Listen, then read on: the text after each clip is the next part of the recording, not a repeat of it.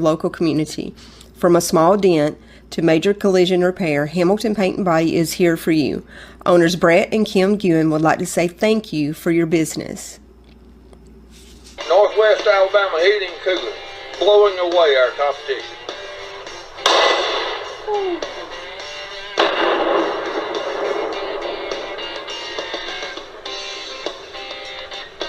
Hello, I'm Richard Kitchens, owner of Sports Gallery here on the Court Square in Hamilton. I'd like to thank all of our customers and thank you for watching the Hamilton City Council meeting. Hi, my name is Randy Whitehead, President and CEO of People's Trust Bank. I invite you to view the live streaming of Hamilton City Council meetings every first and third Monday at 6 o'clock p.m.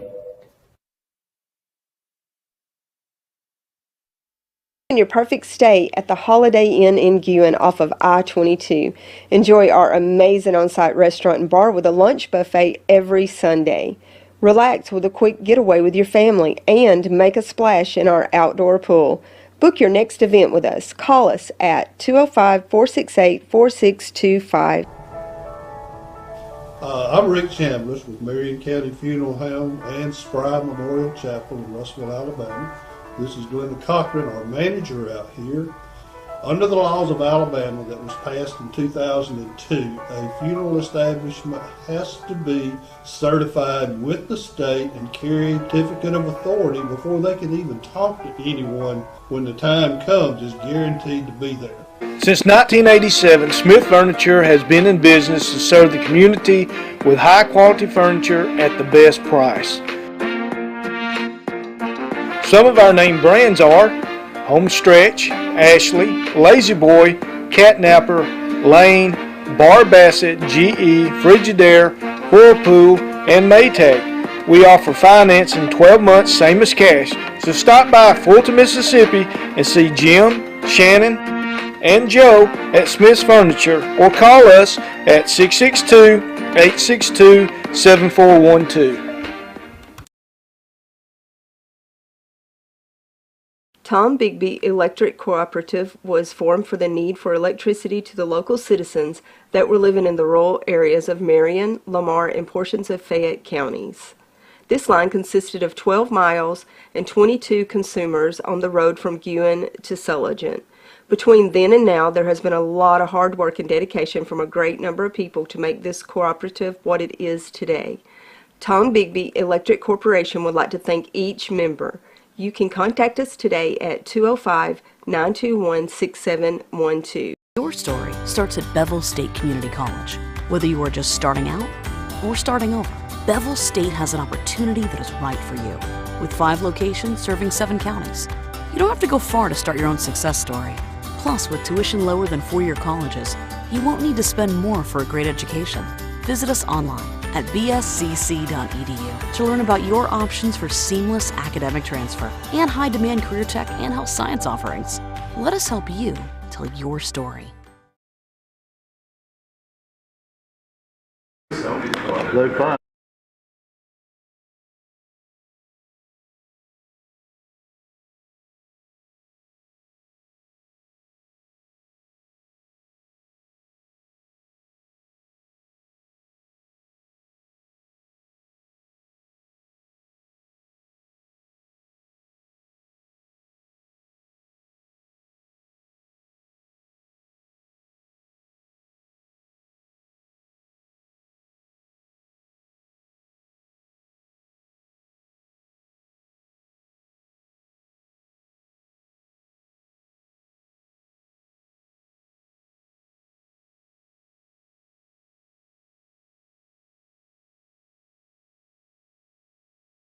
We want to welcome all guests tonight and the media, and we appreciate everyone that's come out to be with us tonight. And we have other guests arriving now, so come on in, have a seat. Mr. Capassi's good to let me know when the lights are out at the exits. We have a gentleman currently working on our exits and trying to get all of our lights working again. We've had one pole knocked down at the Fulton Bridge exit, and he's looking at that also to see if we've got to have a new base set before we can put the pole back up. But anyway, it's been a while. Mr. Estes, our man who used to do that work, passed away, and one of his people who had worked for him has picked up that trade, and they're carrying on the light repairs. So got that going on now. We should have everything burning real soon. He did note that the bulbs at Mr. Compassi's exit are 250 watt, where all the others were 200. So he wound up having to order different size bulbs for those. But at any rate, I just wanted to report that, and we will be hearing later tonight from our audit. The Riggs firm has finished our 22 audit, and they'll be here in a few minutes to give an update and report on that, so we can approve that during this meeting.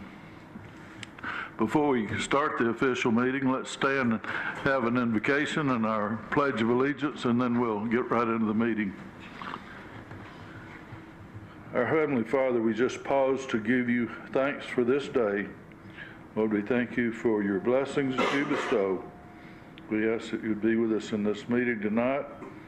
Lord, we ask that you be with all leaders of cities, and there's so much going on with crime in the cities, drugs and other things that, Lord, are against your will. And Lord, we know that order should prevail, and we pray that that'll happen in our own nation and across the world. We ask this prayer in Christ's name. Amen. I pledge allegiance to the flag of the United States of America and to the republic for which it stands, one nation, under God, indivisible, with liberty and justice for all. Thank you. You may be seated. Item 1 on our agenda tonight is to recommend the approval of the minutes from the July 10th, 2023 City Council meeting.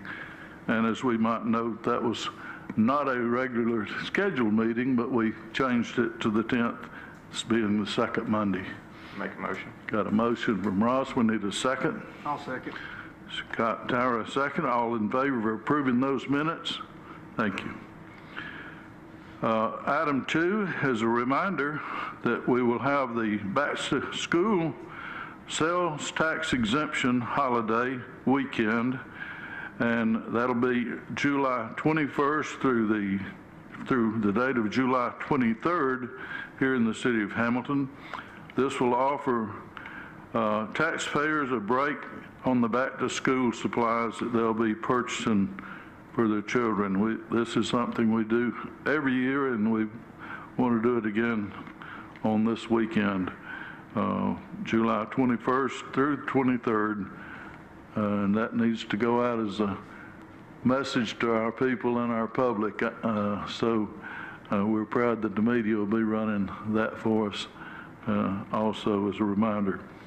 Mayor, on top of that, if you got a kid in one of our 3 schools, you might want to check Facebook and see what type of supplies they do need. The Hamilton Aggie School Foundation is working with the principals, and they are trying to purchase most of the supplies, so parents don't have to purchase all the supplies for their kids. So yes, they're working with them on them right yes now. So just I want to look at Facebook or social media just to make sure what supplies you do need to get.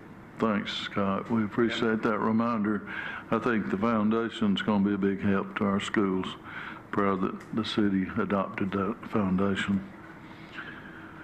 Item 3 is a recommendation to take $2 million from the city's general fund and place this money in a 6-month CD with whichever local bank will provide the best interest rates. The banks will be contacted by our city clerk. In order to do that, we'd like to have a motion and second to make that official. I'll make that motion. Got a motion from Scott Tower. Need a second. Second. Scott Robertson, second. All in favor? Thank you.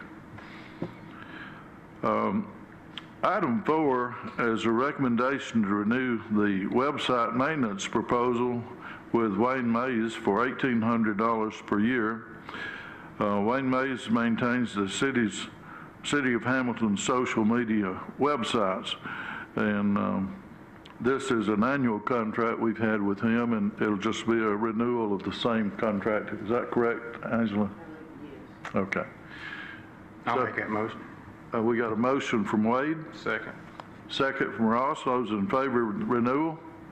Thank you. Wayne does a good job. He does an excellent job. Fantastic. Yeah, we're proud that we've got this going also. Item 5 is a little unusual for our agenda, but we'd like to recommend to commit a letter of intent stating that the city will accept property located on Guyton Circle at no cost to the city. We'll just be accepting a deed for that property should things work out. This is the last housing that remains in the state that was associated with agricultural schools in the state of Alabama. So it is an historic site. We have some premonitions and information that we might be able to obtain this by deed without any cost to the city. And if you would like to discuss it further, we will. If you're not, we'll need a motion to do this. I think we're familiar with it. Okay. Appreciate the family being able to donate this property to us. We did discuss this in our last work session.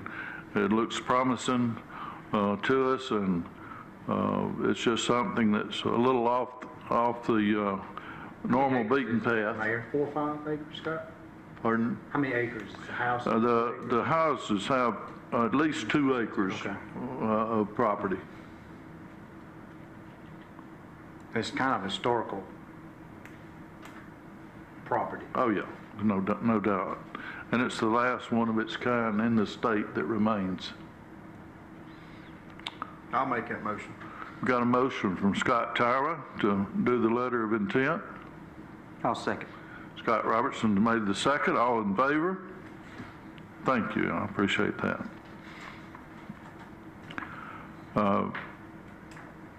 Anything that you'd want to add, Scott, on that? We'll get that going. Okay.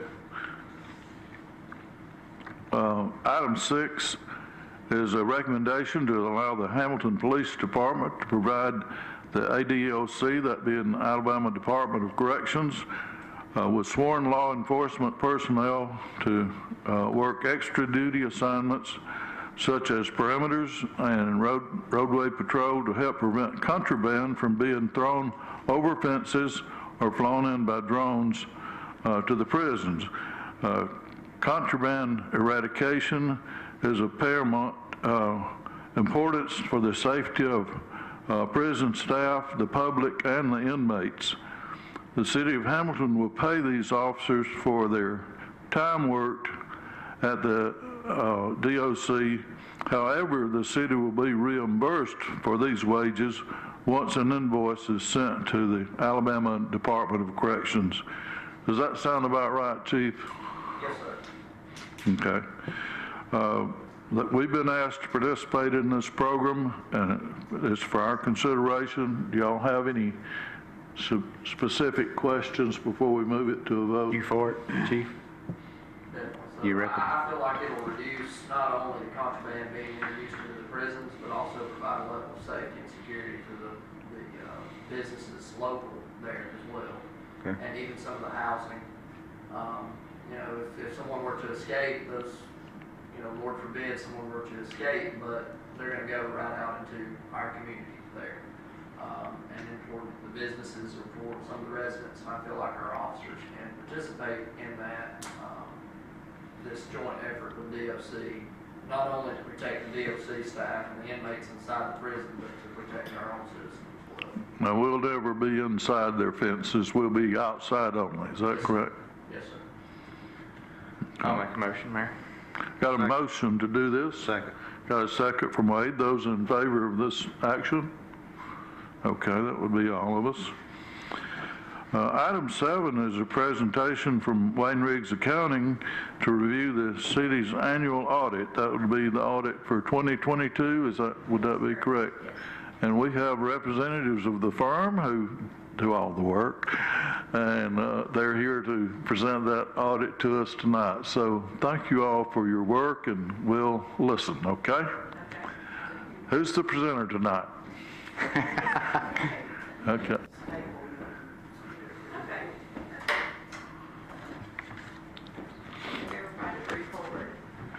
And then inside the report is the pages that I'll go over. Thank you. Oh, They can do that. You talk loud enough? I've got mine. Thank you. And then there's that report. If you can't hear me, I will use it. I think I can talk about it. We'll see. Okay, well, I'd like to start off first tonight by saying thank you for allowing us to do the audit. We appreciate it very much. And everybody that was here helping us get the information together to get it done. So thank you for that. We're gonna, unless somebody wants something different, we're gonna do like we've done in the past years, just do the recap, not go through all 47 pages at one time. Just pull the information out of it that I think that's information I would want to look at, you know, if I was looking at it.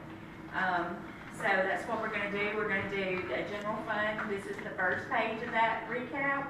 And then we'll do the waterworks, which is the second page. And then the third page, we'll just go over a few more items that I usually like to look at. I think y'all probably would too. So on the first page here, it says overview of the audit report. And basically, you just want to compare to last year to see, you know, where you stand this year. And so that's what we're going to do. Now, this first page, like I said, is your governmental, your general fund. And, you know, if you ever want to go back and refer it to a page, I put you a page number in a column so you could see where I was getting the numbers from. But I just broke it down on the balance sheet. And one thing I'd like to mention, though, on a balance sheet for the general fund, it's on modified accrual, or kind of like cash basis. When I get to the waterworks, it'll be on full accrual because we charge for services instead of taxes and so forth.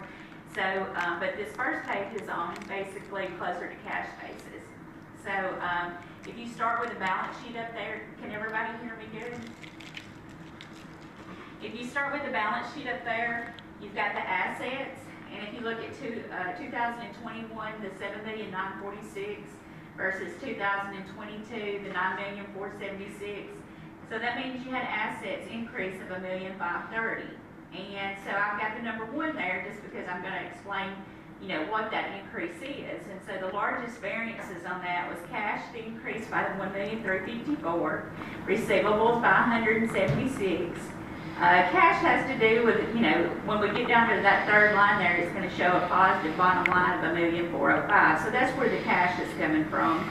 And the receivables, you know, what you get, or what's built, you know, in September is when people pay stuff, and your September collections don't come in until October. So your revenues were up, and therefore your receivables are up that you received in October. So that's number one there.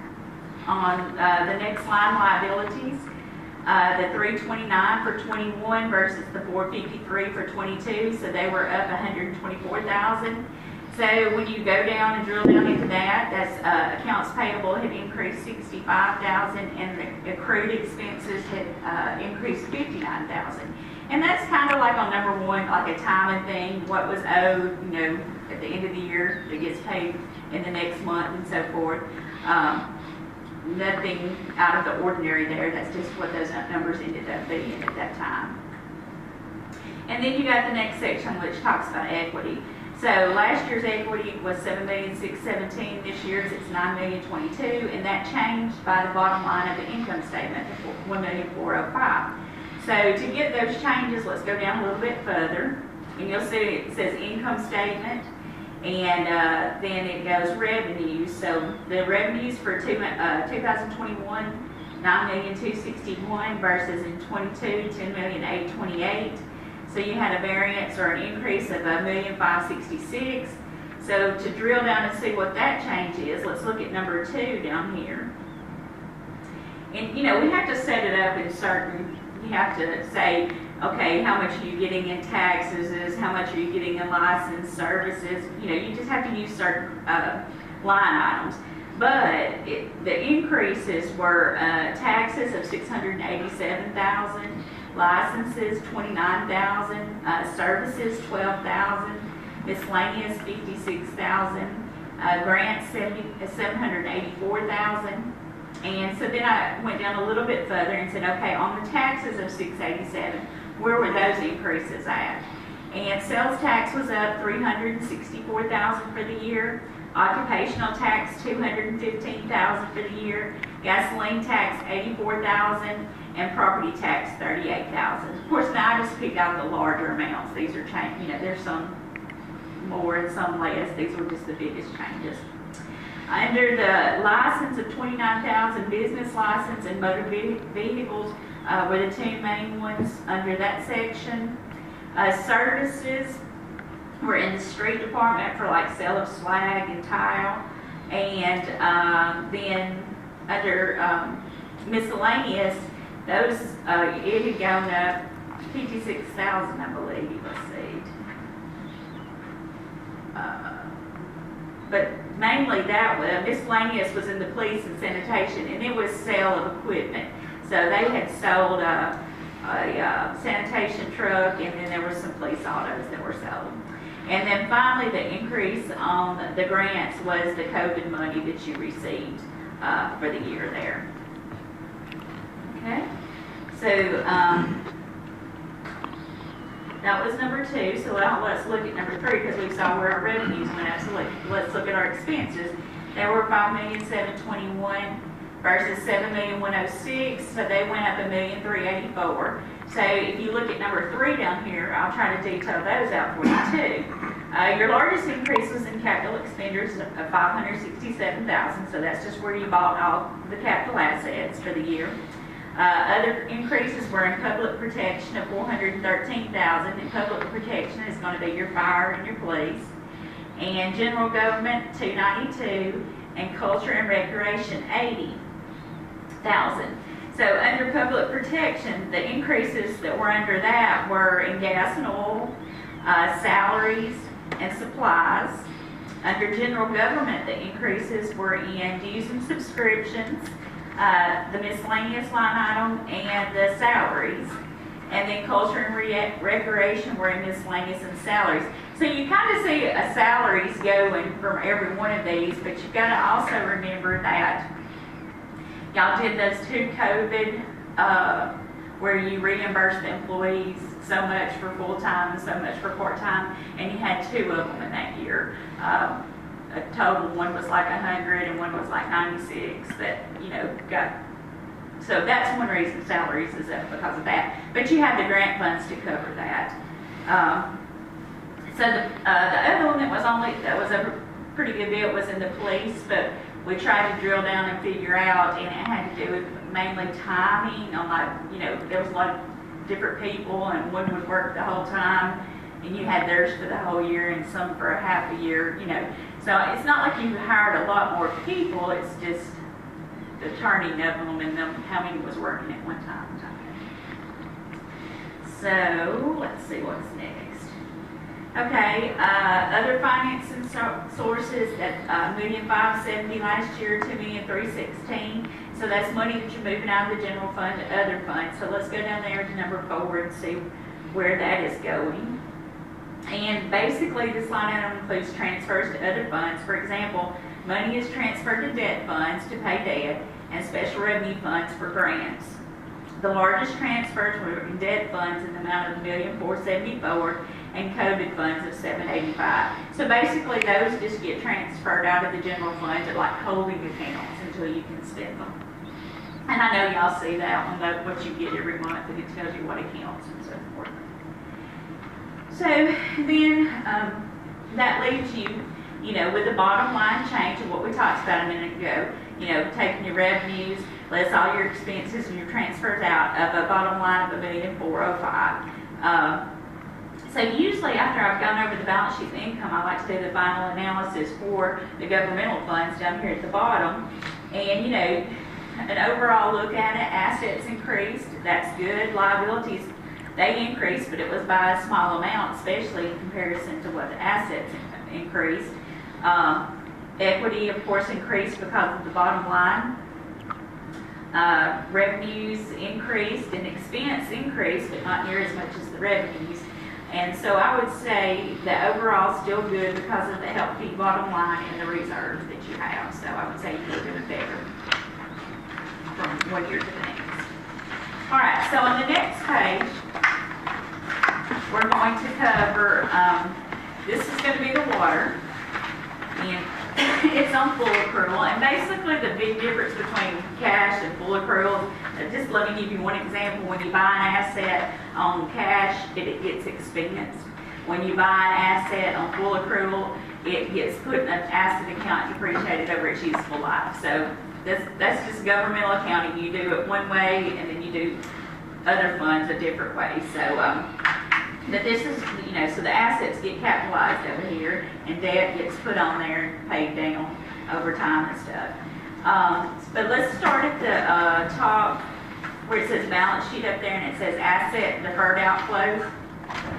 So in 21, you got 11,351,000. In 22, you got 10,946,000. So you had a decrease of 405,000. And if you look at number 1 down there, that'll tell you your cash decreased by 2,000, your inventory by 19,000, but your fixed assets decreased by 409,000. And most of that was due to depreciation, because we'll talk about it in a little bit. But depreciation for the year, that's where I was talking about, where you capitalize the asset and you depreciate it over its useful life, was 512,000 this year. And then receivables increased by 9,000. So if you merge all those together, that's going to give you close to your $405,000 decrease in assets, which is mainly due to depreciation. And then you've got liabilities and deferred inflows, and so that's $1,008,000 versus $1,788,000. So your liabilities actually went down 20,000. And so if you look down here at number 2, it'll give you the detail of what that is. Accounts payable had increased by 8,400, accruals by 3,000, customer water deposits had increased by 8,900, and retirement had decreased by 38,000. So that gives you your changes on that one. All right, now here the equity, it changed from 9,543,000 to 9,157,000, which is showing a loss of 385,591, which we'll get the details down here below, which a lot of that has to do with depreciation. But let's just start with revenues on the income statement. So you got $2,529,000 in revenues, and this year you got $2,608,000. So you had $79,000 increase in revenues. And so if you look down at number 3, after studying and digging deep into that, we have decided that the increase was due to customers. You added customers. We talked about water deposits going up by $88,900, and then so we added customers, and then you had usage. It didn't have to do with an increased rate or anything like it did the year, having a whole year last year. So that was your increases there. And on expenses, it went from $3,133,000 to $3,145,000. So they did increase by 12,000. That was in the same, a lot of the same columns as the general fund. But let's look at number 4 and see what we have listed out here. The largest increases were in supplies, miscellaneous, repairs. We talked about salaries, and then utilities. So that was your main increases there. And then under transfers, well, let me go back up one. Non-operating revenues expenses. You know, when they used to have bonds over here on this side, the bond expense would come out there, the interest expense, but those have been paid off. So now there's just a little bit of interest income that comes through there. And it has to be in the non-operating revenues. And so then you have transfers, and you have 150,798 transfers. That makes up 2 items. One is you actually transferred 90,000 from the general fund to the water this year. And then there was 60,798 in equipment that was bought with some of the COVID money that it needed to get get on the depreciation schedule for the water, so it had to be transferred out from the general side to get up here on this side. So that's what that 150 is. So when you merge all those together, it gives you a negative 385, but last year it was negative 603, so it has done better. So let's go down to our analysis down here and look from an overall picture. So assets decreased, but mainly depreciation. Liabilities decreased, which that's good. Equity decreased after depreciation. Remember I talked about a while ago, so we expensed $512,000 in depreciation. So that's in that $3,145,000 up there to make that negative 385. And then cash flow. That's one thing I always try to look at when you're dealing with full accrual is what, when you're looking at cash basis, you can kind of see it, what kind of cash is left after you get through. But when you're looking at full accrual, you've got to do a lot of ins and outs and get it back. But on the cash flow side of it, it showed a negative 2,100 cash flow for the year. And if you ever want to go back and look on page 12, there's a statement of cash flows that, that kind of explains that. But, you do have to remember that the city did transfer $90,000 over there for help this year. And last year they didn't have to transfer any. But when I was talking about it earlier today, a lot of the $90,000 probably that needed to be transferred over there was a truck purchased and a lawnmower purchased. And those are capital items, and so that's what probably some of the 90 needed to be moved over there for, is to help cover those costs instead of getting a loan when you just used operations. Okay. Amy, what all is depreciated? Equipment or what? Anything that has, yes, equipment. Like for instance, I'll just give you an example. Let's look right, well I'll get there in a minute. Well, what the water added this year is it was called a jet rig, and it was like $60,000. So that is a piece of equipment, so that will be capitalized and depreciated over 7 years. Okay. So it's like a certain percentage on a flow chart or something? Yeah. Basically, roundabout, you take that and divide it by 7 years, and a little bit comes off every. Instead of just when you buy it, expense the whole thing. Right. It gets expensed over 7 years for that. That's all right. And then, a lawnmower, the same thing, and a truck, those would all be 7-year items. But now if you go up here and you do a road, like this River Road Access project that the city did, that could be up to 40 years, that you would depreciate it, things like that. Okay. So, I'm just curious about depreciation, what all included. Well, I would be too, because of the fact that it makes such a difference on the bottom line. Right. So, but back to, let's look at the bottom here. Overall, I would like to see at least them positive cash flow, which you were very close, 2,100 is close. I'd like to see a positive cash flow so that they're holding their own. But I would also probably just say you needed to, make sure that you watched it, because I know you increased water rates a year or so ago. Just watch it and don't let it, because it doesn't have the reserves. Now the city has the reserves and the city can back it up, but you want to see it cash flow itself, I would think. But one thing, Leanne, I don't know that this would make a huge difference, but one thing we were looking at when we were doing the audit is maybe increasing those, because we have some, write-offs that we have to do on bad debt, to maybe increase the deposit amount so that you don't have as much to write off. That was just one thought we had that you might consider. But then on the next page, page 3, and I promise this is my last. Unless you want me to go through them for you, this is things I like to bring out. I would want to know what were the purchases during the year and so forth. So I refer it back to page 19 and 20 if you want to go back to that page.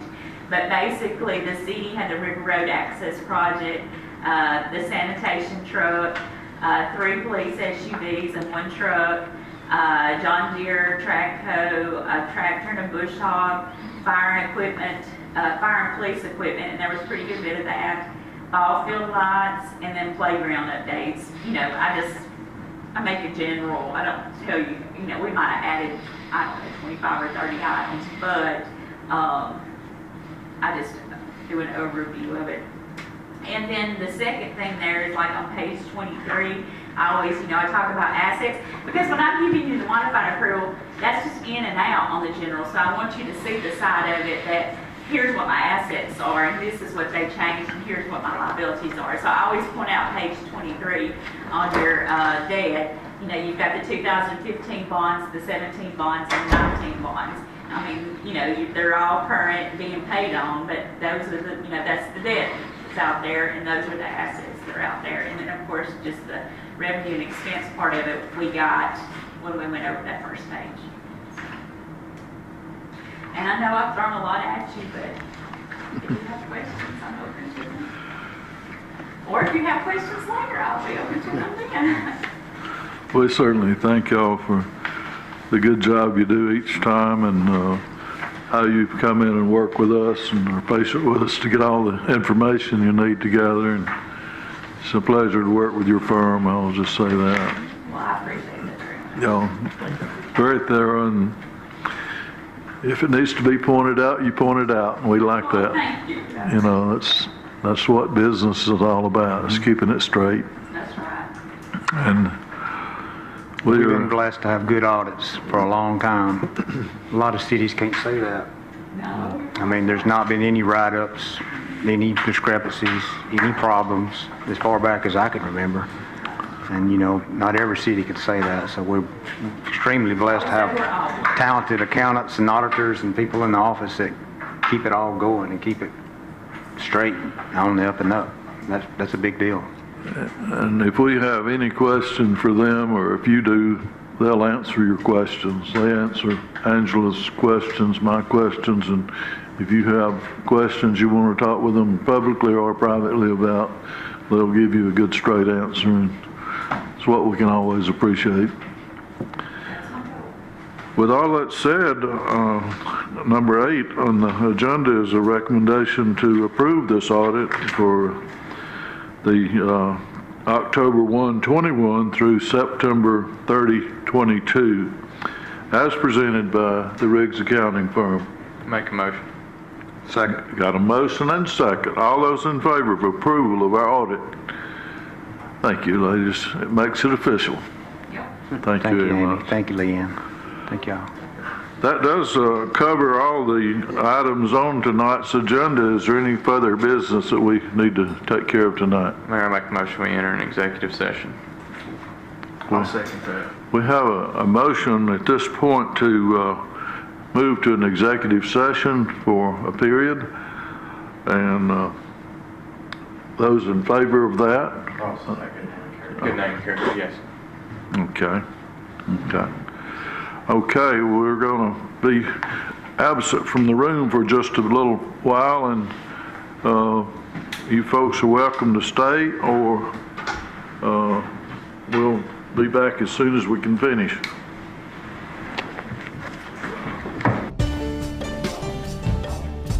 Got a 2017 Honda Civic here we're working on. Replacing the front bumper, repairing the door, repairing the quarter panel, pearl white, and we'll blend the doors and stuff on it, make it all look like new again. About a week's time on this one here. Keys went sand the car, got it prepped and ready to paint and everything.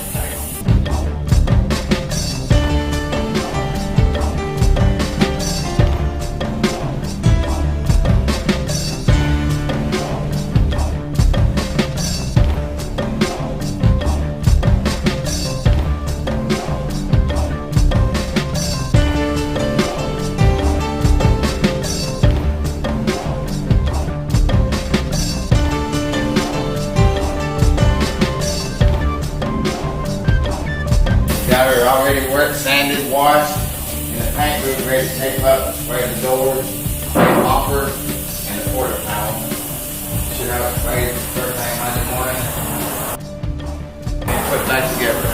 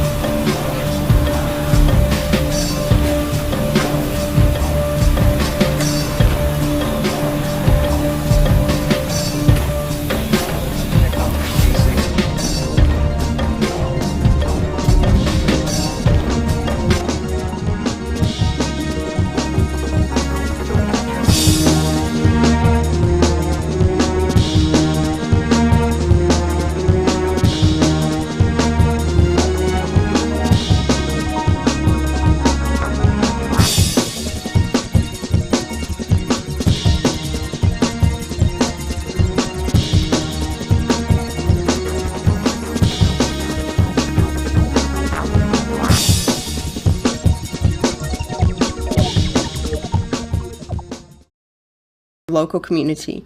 From a small dent to major collision repair, Hamilton Paint and Body is here for you. Owners Brett and Kim Guin would like to say thank you for your business. Northwest Alabama Heating and Cooling, blowing away our competition.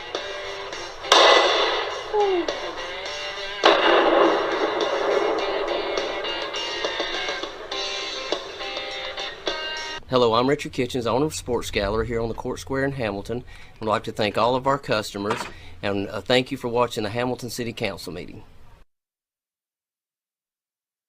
Hi, my name is Randy Whitehead, President and CEO of People's Trust Bank. I invite you to view the live streaming of Hamilton City Council meetings every first and third Monday at 6:00 p.m. In your perfect stay at the Holiday Inn in Guin off of I-22. Enjoy our amazing on-site restaurant and bar with a lunch buffet every Sunday. Relax with a quick getaway with your family and make a splash in our outdoor pool. Book your next event with us. Call us at 205-468-4625.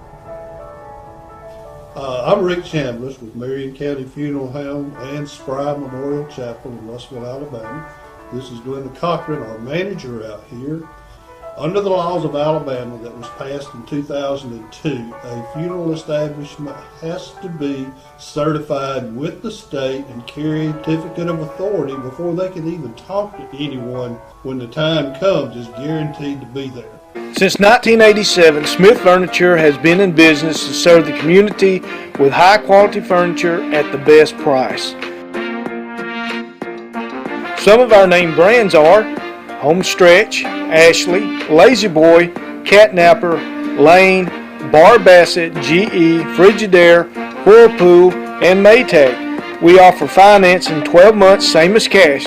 So stop by Fulton, Mississippi and see Jim, Shannon, and Joe at Smith's Furniture, or call us at 662-862-7412.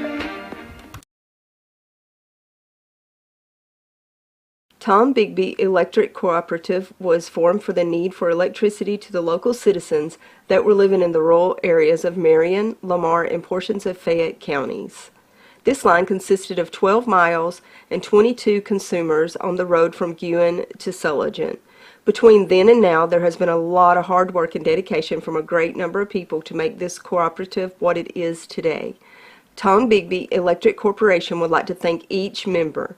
You can contact us today at 205-921-6712. Your story starts at Bevel State Community College. Whether you are just starting out or starting over, Bevel State has an opportunity that is right for you. With 5 locations serving 7 counties. You don't have to go far to start your own success story. Plus, with tuition lower than 4-year colleges, you won't need to spend more for a great education. Visit us online at bscc.edu to learn about your options for seamless academic transfer and high-demand career tech and health science offerings. Let us help you tell your story.